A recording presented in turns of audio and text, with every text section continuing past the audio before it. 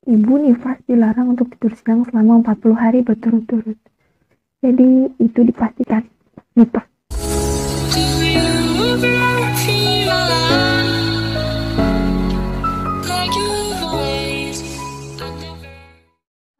Assalamualaikum, selamat datang kembali di channel Bidanisa. Di video kali ini kita akan bahas mengenai mitos seputar nifas atau masa 40 hari setelah persalinan. Tonton terus sampai akhir video ya. Oke, masa nifas atau masa purpurium itu biasanya terjadi 4 minggu sampai 6 minggu pasca persalinan. Pada masa ini gak jarang banyak mitos yang berkembang di masyarakat. Mitos sendiri adalah kepercayaan yang sampai saat ini masih dianut oleh masyarakat. Namun, dari segi medis, ada mitos yang memang mendukung atau juga mitos yang sangat bertentangan dengan medis. Nah, kita akan bahas 3 mitos yang sering berkembang di masyarakat. Kita masuk ke mitos yang pertama.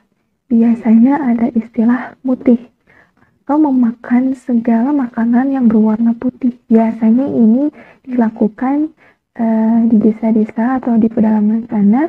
Ibu nifas atau ibu yang baru bersalin diberikan makanan dengan serba putih. Biasanya berupa nasi, atau mungkin garam, atau mungkin hanya putih telur, atau mungkin hanya lebah putih. Pokoknya hanya semua yang berwarna putih. Nah, bagaimana dari segi medis? Apakah mitos ini mendukung? Ternyata tidak. Bahwasanya pada ibu nifas itu diperlukan asupan nutrisi yang seimbang, yaitu mulai dari karbohidrat, protein, vitamin, mineral, ataupun lemak itu harus seimbang. Karbohidrat di sini berfungsi sebagai untuk zat energi. Jadi, ibu nifas ini perlu energi, baik energi untuk metabolisme tubuhnya dan energi untuk nanti merawat si bayi.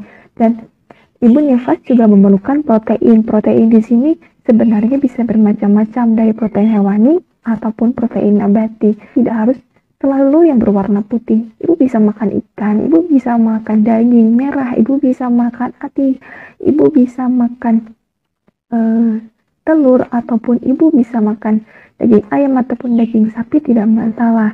Terutama yang memiliki luka jahitan sangat memerlukan protein.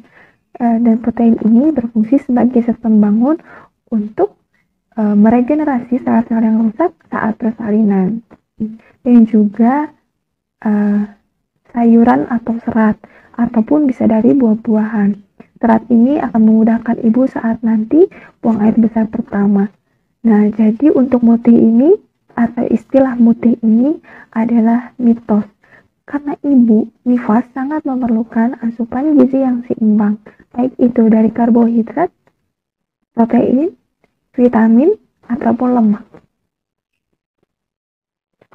Nah, untuk mitos yang kedua adalah ibu nifas dilarang untuk tidur siang selama 40 hari berturut-turut. Karena bagaimanapun kecukupan nutrisi, kecukupan istirahat, ataupun pengelolaan stres yang baik, ini akan mempengaruhi stamina ibu saat mengasuh bayi ataupun memberikan ASI-nya. Nah, apabila istirahat kurang, otomatis dia memiliki efek domino. Nah, efek domino ini bisa terlihat tadi saat ibu kurang tidur.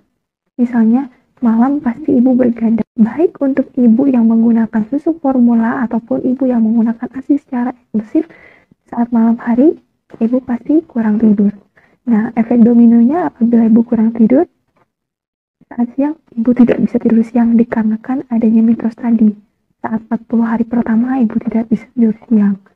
Nah, setelah ibu tidak bisa tidur siang, akhirnya ibu pusing. Setelah pusing, akhirnya ibu stres. Stres saat mengurus bayinya, dan ibu kurang tidur, dan ini berpengaruh kepada kesehatan ibunya secara umum, dan juga akan mempengaruhi dari pengeluaran ASI. Jadi itu tadi efek dominonya ya Bu ya. Apabila katanya kalau misalnya ibu tidur siang, maka darah putihnya akan naik ke mata. Jadi dari segi medis sendiri, semua sel darah, baik itu sel darah putih ataupun sel darah merah, plasma darah, dia akan beredar ke seluruh tubuh. Baik itu ke ekstremitas bagian atas dan ekstremitas bawah atau tubuh bagian bawah. Semua akan beredar, baik itu ke mata, baik itu ke otak, baik itu ke kepala, baik itu ke kaki, bahkan sampai ke ujung-ujung bagian tubuh, dia akan terus beredar. Jadi bukan hanya sel darah putih saja yang naik ke mata ya bun, dan ibu perlu perhatikan juga saat misalnya ibu saat tidak masa nifas, saat bangun tidur semua mata masih merah. Jadi itu dipastikan mitos. Nah, untuk mitos yang ketiga ini, katanya ibu postpartum atau ibu dalam masa nifas ini baiknya duduk di tungku yang hangat untuk meremajakan atau untuk memulihkan luka-luka di vagina. Nah, ibu perlu ingat juga, kalau dulu benang jahitan untuk perineum itu biasanya memang perlu dibuka jahitan.